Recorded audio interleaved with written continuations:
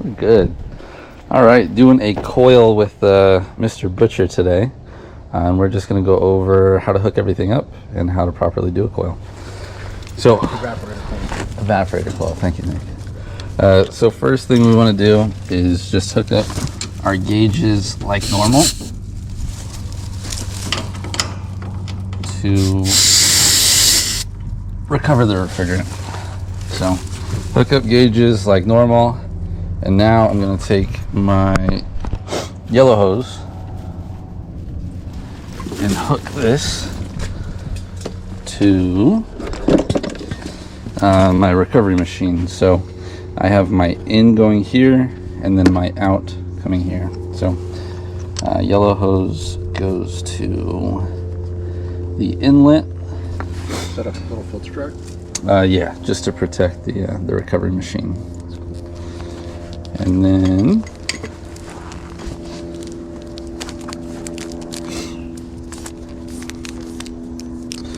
I take a separate hose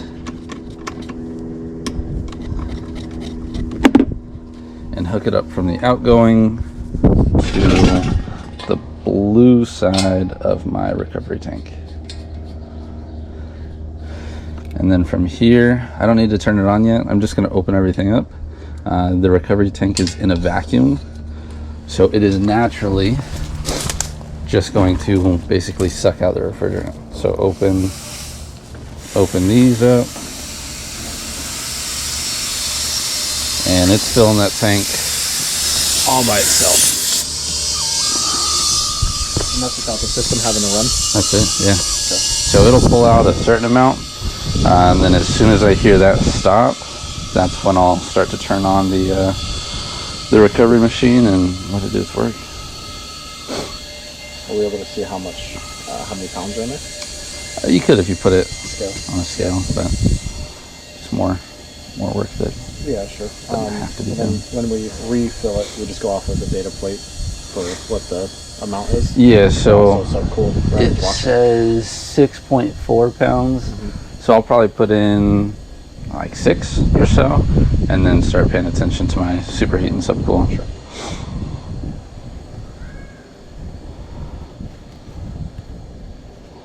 All right.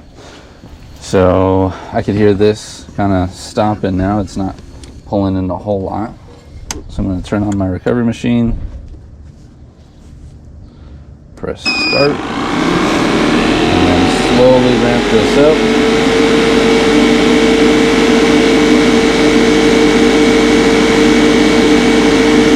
There we go. And here it tells me that there's only like 23 psi. So it pulled out most of the refrigerant that was already in there. So the vacuum did most of the work already? It did, and there's not much refrigerant in there. So yeah, not a whole lot to move. Yeah, I guess I was going to say, if there's already been a leak, there's already been a problem, then theoretically there shouldn't be a whole lot of Fine, yeah. Inside this is zero, then we basically know that there's nothing left to pull. That's it, yeah.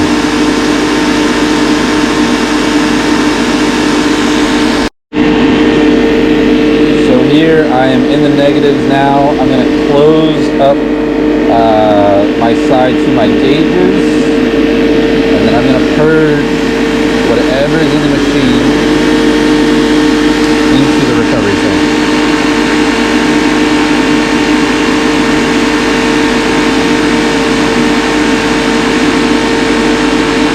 And then I'm going to just turn it off, close it up. And that is now recovered.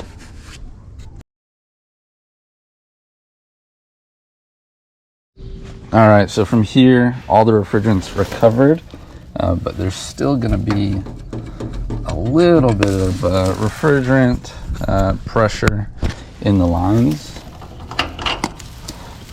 So I'm just gonna take. Oh, you're decompressing the straighter? I'm actually gonna take it completely out. Oh, wow, okay. Take out the straighter. You can hear there was just a little bit. So you just want to make sure there's no pressure. Yeah. All right, because after this, we're gonna hook up our nitrogen to braze, and you gotta have the straighters out for that. You can't have shredders on with nitrogen. No, because then you're just going to pressurize the system. Oh, okay, right. So we got that. It's completely empty. And then from here, we want to go ahead and get set up in the attic. Make sure that our coil is free and clear and good to go. All right, so here, just getting my workspace ready. I'm gonna open up this coil so that we can comfortably take it out.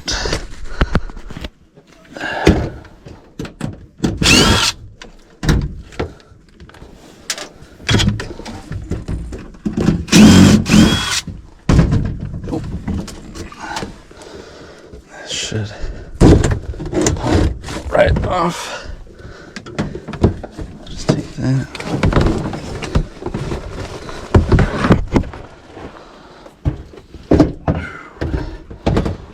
And move that out of the way.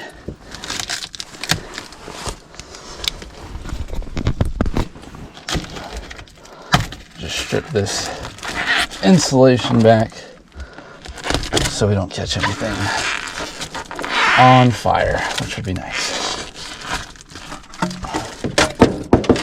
So we got that. That's pretty much it. We're gonna sweat this line off, sweat that line off, and then hopefully pancake this coil and squeeze it on out of here. We'll see how it goes. All right. So from here, now that my coil is ready to go, ready to start brazing or sweating a line off, I got my gauges here. I'm going to go ahead and hook up just the blue side, and I'm going to close off the red side. Leave blue completely open and hook up the blue, the suction, and then I got my nitrogen here.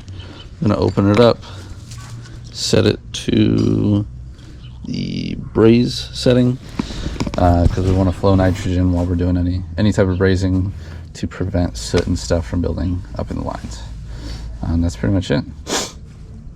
And then we don't want to put anything on the other line here because then pressure is just going to build up and it's going to make our life way harder.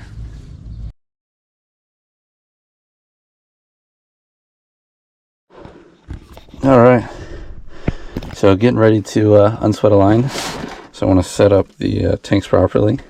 Oxygen, going to open pretty much all the way.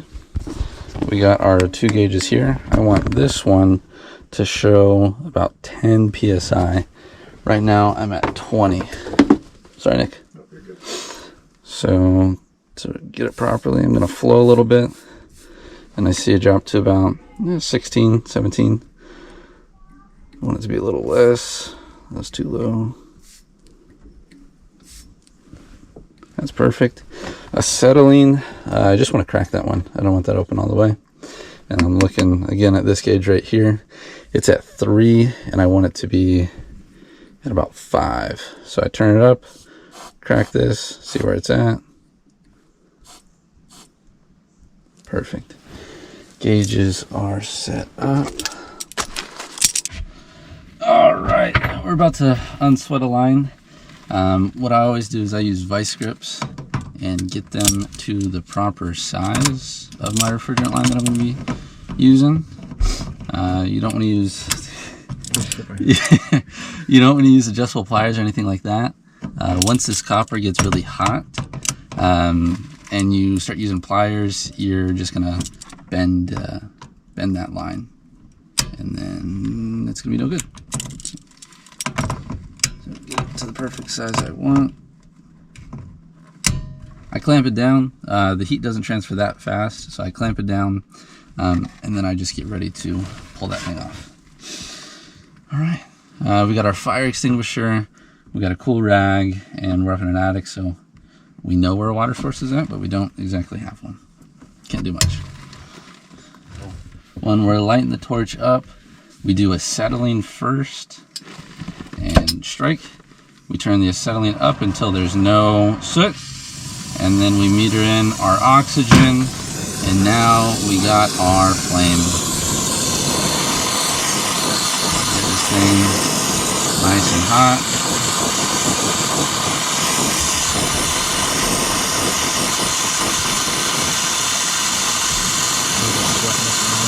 Yep, so we're just going to sweat this line off. So we're going to get it nice and hot. As soon as it starts to change color here and usually turn like a green, that's when I know it's getting pretty dang close, and I'll be able to just yank it on out.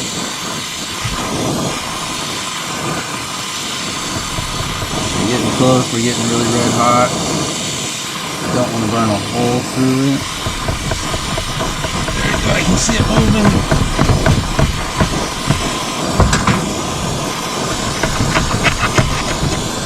There we go, and it's out of there. Okay. And then now, since I got it still lit, I'll just work on my liquid line.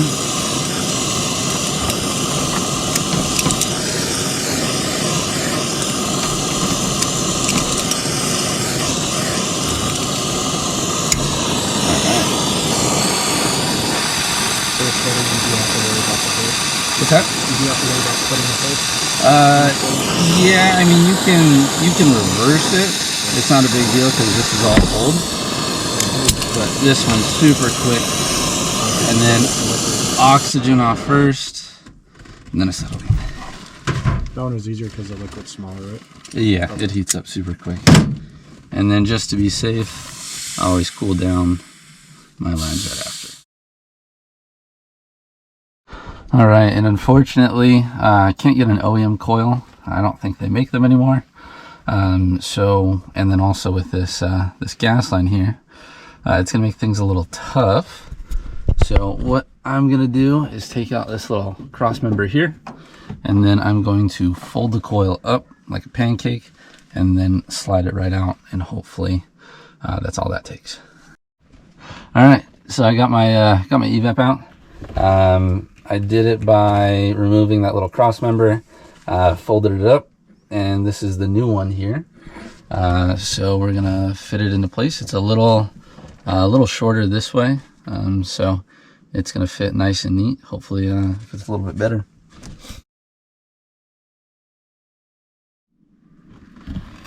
All right, so the TXV is bolt-on, but we do have to weld a portion on. So instead of wrapping the TXV in some cold rags and then brazing it, I'd rather just take off the bolt and braze this so that we don't have to worry about the TXV whatsoever.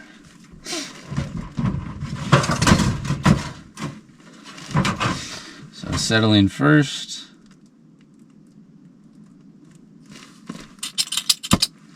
Until it stops sooting. Oxygen.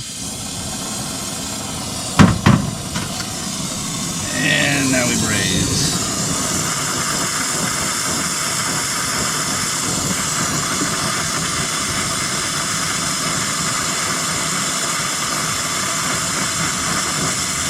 I just heat up a little bit, move it around.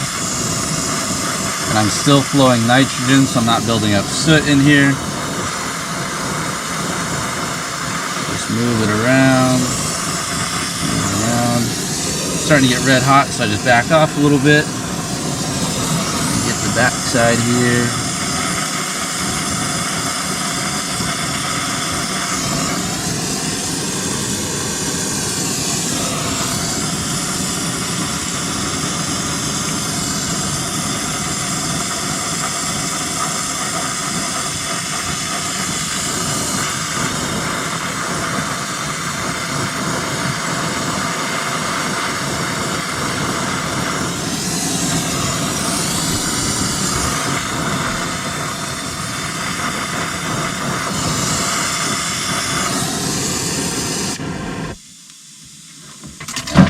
It.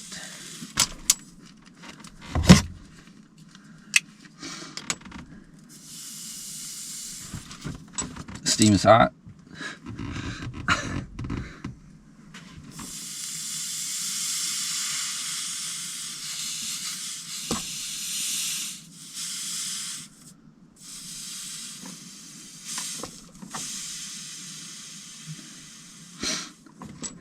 And when I'm ready, I'll just bolt it straight on to the TXV.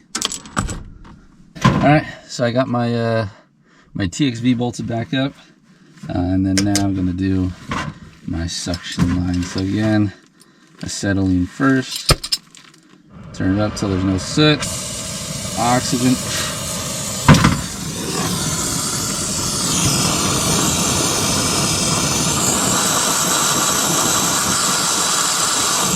This one's gonna take a little while longer to heat up. This is a much bigger pipe.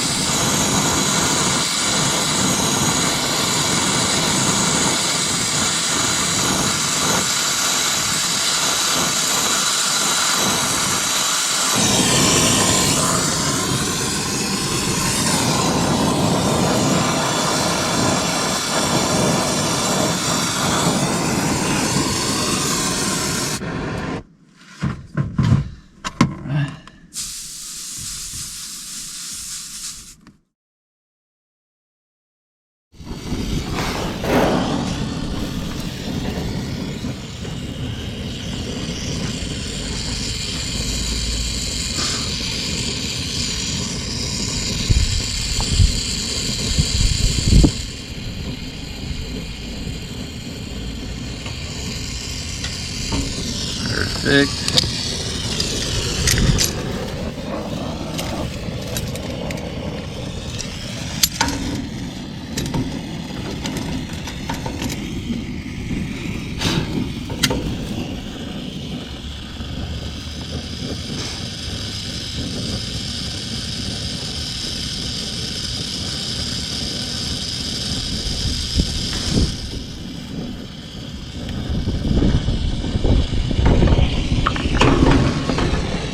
All right, so we got our filter dryer out of there.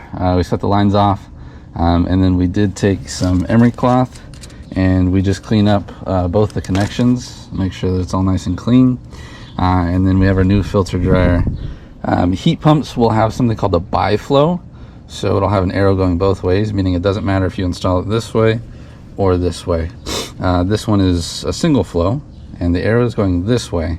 So given that this is our our liquid line, we want the arrow to go this way, going back to our evap there.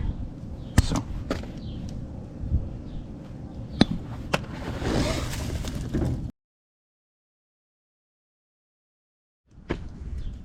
All right, we got our filter dryer set up. One thing I forgot was I didn't wrap it at first. So you want to wrap it in a cold rag, keep it nice and cool. You don't want it burning.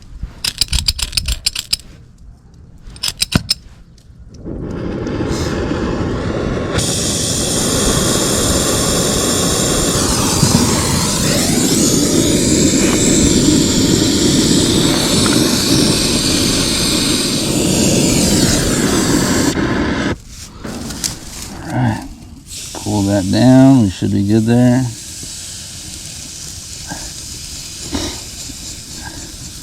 So especially with the liquid line, you want to just basically, I get a glob of solder on there, and then I just start moving that around. This becomes how easy to cut a hole. That, and then also like the underside, you can't really see that. See it, right? So if I just get a glob on the top and I add heat to the underside, that glob is gonna move under there. Got my other side ready to go.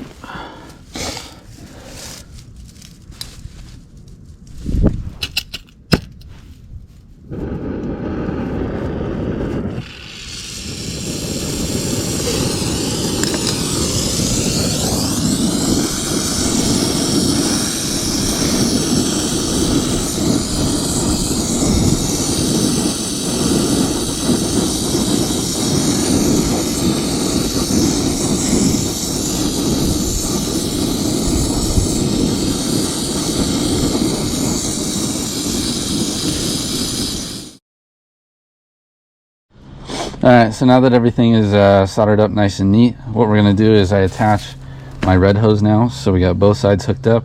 I still don't have my Schrader valves in yet. And then I'm going to open my nitrogen and pressurize this thing and wait until we get to, I usually go to about 250 psi.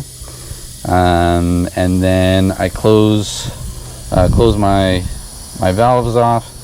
And I want to see it hold for about 15 to 20 minutes. And if it holds, we're good. If it doesn't hold and it keeps decreasing, I'll go around to all my joints and bubble test it and see what is leaking. So we're at about 263. So we're going to go ahead and put a timer on for 15 to 20 minutes. And then while we're doing that, we just clean everything else up. There's a lot of stuff that we've already used, the recovery machine, recovery tank. Put that stuff away and try and be as efficient as possible with it. All right, so we waited our 15, pretty much 20 at this point, and we're still at 263, and that's what we started with. So that tells me that our weld's held, life is good. And now I'm gonna disconnect my yellow hose from the nitrogen and just open it up.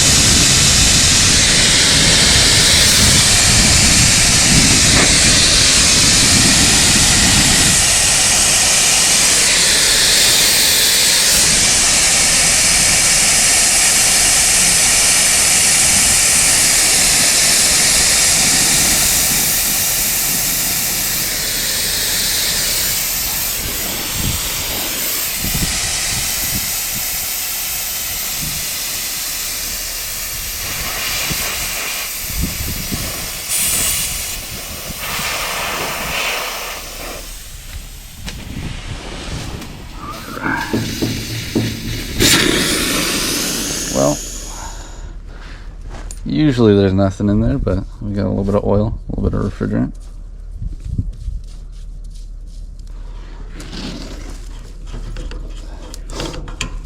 Alright.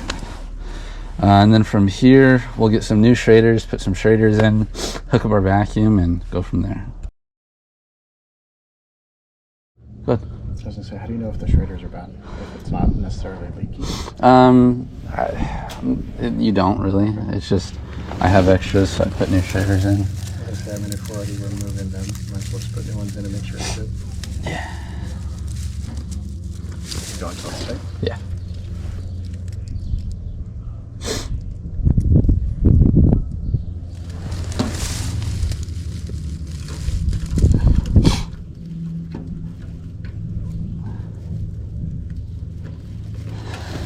All we got our shaders back in, and then now I'm hooking my hoses back up.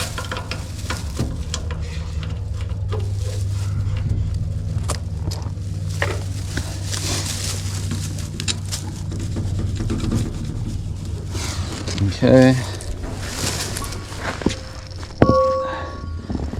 And then from here, I'm going to take my yellow hose and hook it up to my vacuum.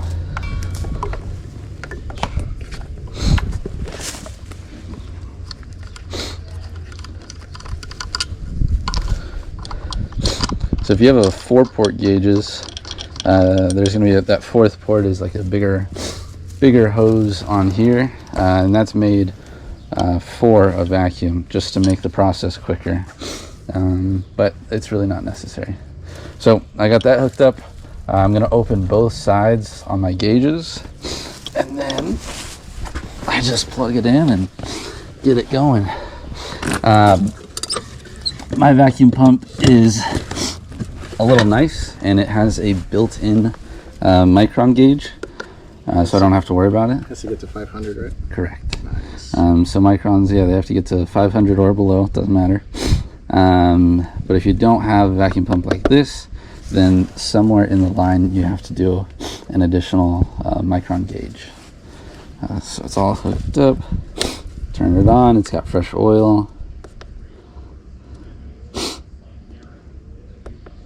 And start it up and let it do its thing.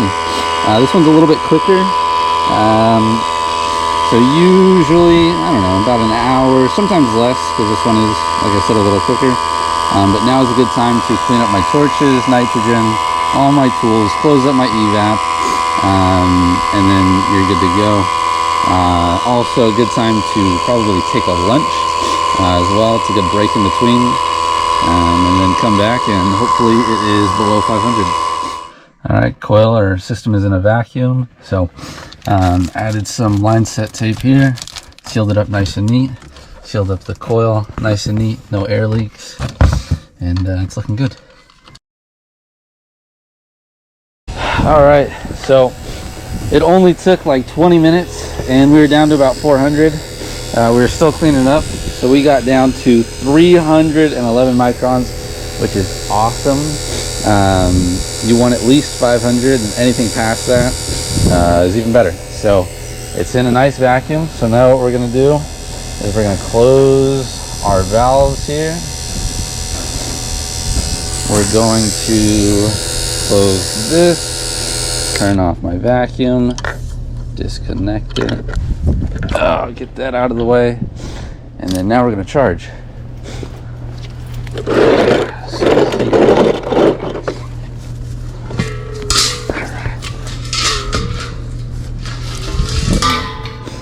Hook up to the tank. Valve is still closed. We're going to open this up all the way. Flip her over.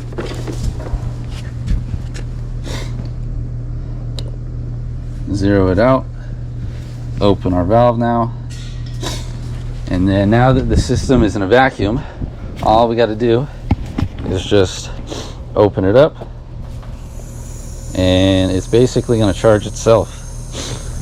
So like I said previously, I'm going to let this get to about 6 pounds, and after that I'll turn the system on and start charging according to the charging chart. But that is pretty much it. Coils replaced, filter dryers replaced. We're going to get new charge in, and life is going to be good. Good job, Mr. Nick.